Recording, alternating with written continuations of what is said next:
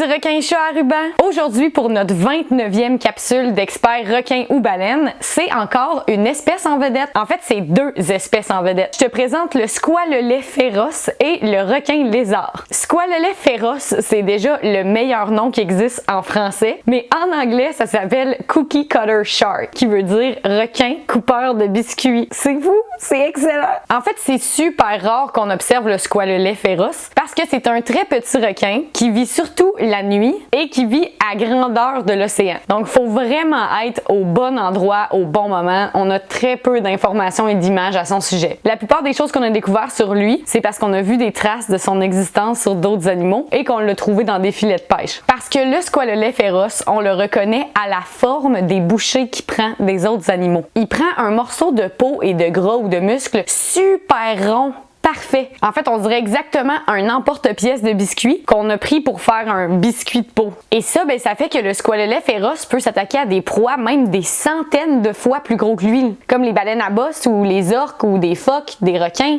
Il réussit cet exploit-là en utilisant la bioluminescence pour provoquer les proies. Mais en fait, ces proies, c'est souvent des prédateurs. Donc, l'orque ou le requin va le remarquer et là, il va se dire « ça me semble être une proie vulnérable, je pourrais essayer de l'attaquer. » Et là, bang! Au moment où l'orque ou le requin s'approche pour attaquer le squalelet féroce, il inverse les rôles et c'est lui qui attaque l'orque ou le requin. Renversement de situation. La nature, c'est un suspense. On sait pas exactement comment il fait pour mordre de cette façon-là, mais on pense qu'il s'attache sur la proie avec comme la succion de sa bouche et là, il tourne avec tout son corps au complet et là, à cause de la forme de ses dents, ça fait un rond parfait puis ça enlève un biscuit de peau. Au final, ça laisse surtout une blessure superficielle sur l'animal. C'est assez rare qu'ils vont en mourir, mais ça peut arriver que le squalelet féroce prend plusieurs bouchées sur le même animal. Mais j'enchaîne sur notre deuxième requin qui est vraiment étrange, c'est le requin lézard ou frilled shark en anglais, qui veut dire requin ornement. À cause de la forme de ses dents, qui ont un peu l'air de des pompons ou du tissu un peu plumeux et effiloché pour faire beau,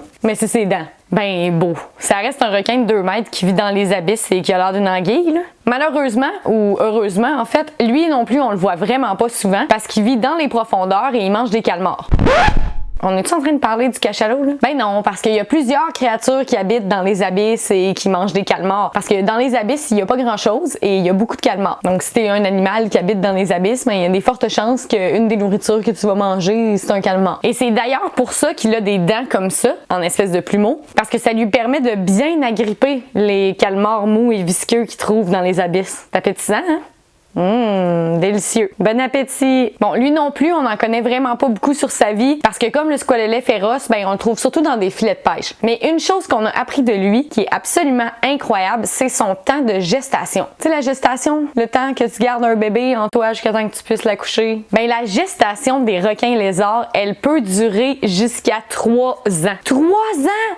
Imagine être enceinte 3 ans et au terme de ces 3 ans-là, ils savent pas s'ils vont produire 2 à 15 requinots. 2 à 15! T'attends 3 ans pour ne pas savoir si tu vas ressortir avec 2 ou 15 requinots. Nous, on serait incapable de gérer ça, là. Tu t'achètes une maison à 30 pièces pour être sûr. Finalement, t'as 2 enfants. C'est fou raide. En tout cas, on en sait encore très peu sur les squalelets féroces et les requins lézards, mais je pense qu'on a tout à gagner à apprendre à les connaître davantage. Et reviens-nous demain et pour notre dernière capsule d'espèces en vedette, je te présente le requin le plus mythique et légendaire, le mégalodon. À demain!